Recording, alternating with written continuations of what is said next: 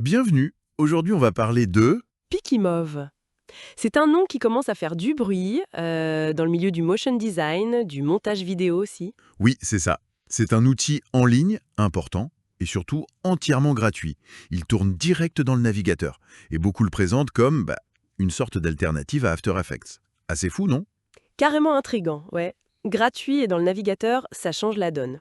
Alors pour en avoir le cœur net, on a regardé un peu partout des démos vidéo, quelques articles d'analyse, les discussions sur Product Hunt, Reddit et puis la FAQ officielle aussi.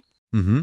L'idée, c'est de voir ce que Pikimov propose vraiment, pour qui c'est fait, quel potentiel, et puis où sont les limites aujourd'hui. Ok, on décortique ça. Alors, qu'est-ce qui fait qu'on le compare tant à After Effects? D'où vient cette excitation? Ben, dès qu'on l'ouvre, l'interface, elle parle aux gens qui connaissent Adobe, quoi. On retrouve cette logique de calque, une timeline en bas pour l'animation, le système d'images clés pour dire ça bouge de là à là. D'accord, la prise en main est facilitée si on vient d'After Effects. Exactement. C'est cette familiarité qui attire tout de suite.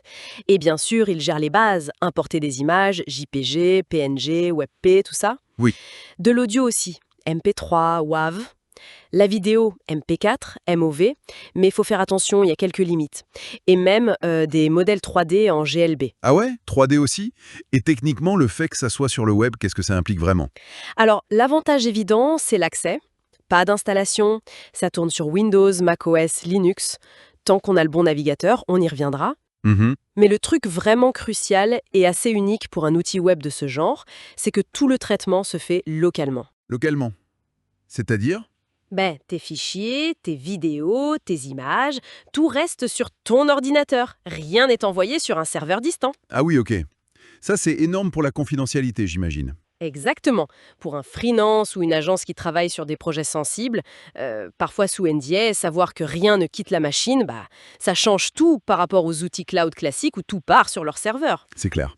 Et on sait qui est derrière ce projet? Oui, c'est un développeur français, Clément Cordier. Son pseudo, c'est Pikilipita. Apparemment, il s'est pas mal inspiré du succès de Photopea. Tu sais, l'alternative gratuite à Photoshop sur le web. Ah oui, photopéage, ouais. Et sa motivation au départ, c'était assez perso.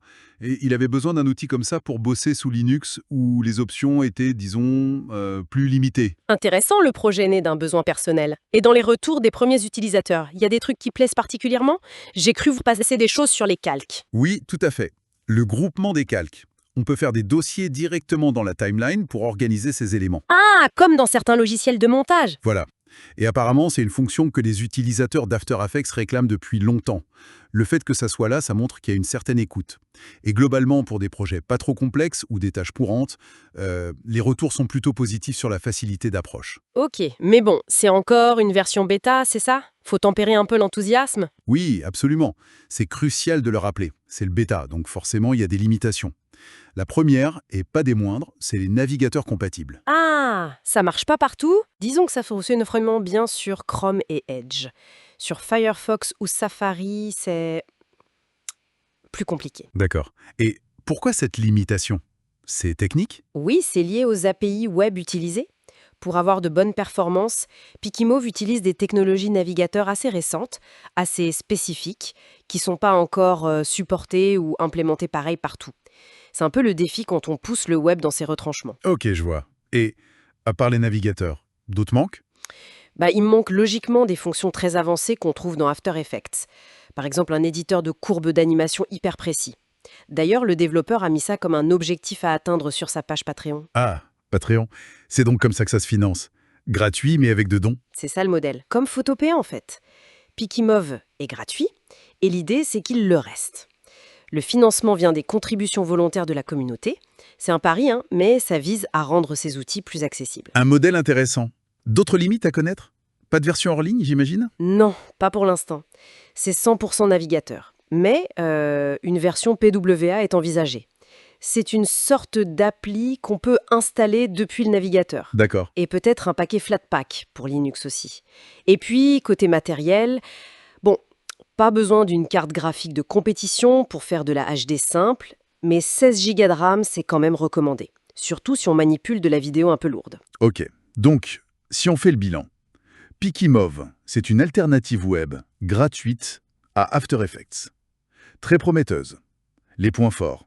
L'accès immédiat, pas d'install, et surtout ce traitement local qui rassure niveau confidentialité. Tout à fait. Ça semble une option vraiment intéressante pour les créateurs indépendants, les étudiants, ou même pour des projets rapides qui n'ont pas besoin de toute l'artillerie lourde d'After Effects. Exactement. Il faut juste garder en tête les limites actuelles. C'est une bêta, faut avoir le bon navigateur, il manque encore des fonctions pointues et pas de mode hors lieu pour le moment. Mais ça bouge. Oui, le développement a l'air actif et le créateur semble à l'écoute. C'est plutôt bon signe pour la suite. Et ça nous amène à une question un peu plus large finalement. Est-ce que des outils comme Pikimove, qui misent sur le web ouvert, la gratuité, le soutien communautaire, pourraient vraiment à terme non seulement changer la façon dont on accède aux logiciels créatifs, mais peut-être aussi bousculer un peu les gros acteurs établis et stimuler de nouvelles formes de création, de nouvelles innovations? Qu'est-ce que t'en penses? La question reste ouverte, je suppose?